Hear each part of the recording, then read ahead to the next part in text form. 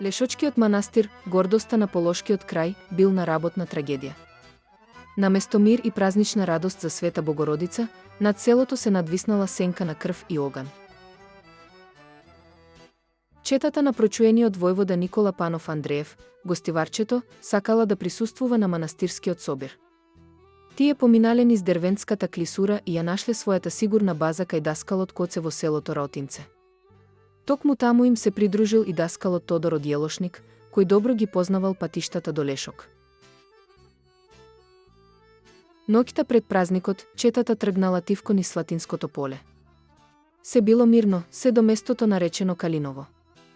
Таму ги забележале арнаутите, браќата Јакуп и Пајазит. Во миг избувнала долга и жестока престрелка. Куршуми го разнесувале мракот. На земја паднал Јакуп, мртов.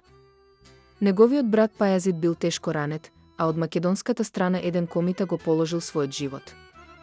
Неговите соборци, со болка и почит, тајно го погребале ноќта на гробиштата во селото Туденце. Токму тогаш започнала вистинската драма. Ранетиот Пајазит, распрашуван од мештаните на Слатина, открил детали за четата. За кратко време, од околните арнаутски села се собрале дури 7.000 башибозуци. Лешочкиот манастир, преполн со 3.000 гости, бил целосно опколен. 5 долги и страшни денови манастирот бил под опсада. Никој не смеел да излезе. Стравот се ширел меѓу народот, но и тогаш се нашол човек кој со мудрост го спречил крвопролевањето, игуменот Еротеј Лешочки. Со зборови и убедување, тој ги смирил вооружените толпи, кои стоеле пред портите на манастирот.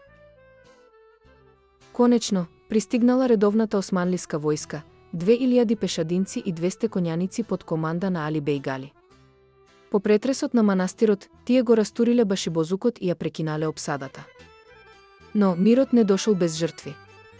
Властите подоцна уапсиле 14 луѓе од Тетово и околните села, меѓу кои и попови, занајчи и селани, обвинувајки ги за соработка со четата.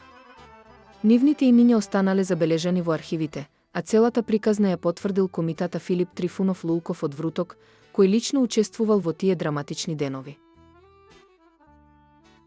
Настанот во Лешок е повеќе од обична епизода. Тоа е слика на времето, кога секој празник можел да се претвори во бојно поле, а секој човек во јунак или жртва.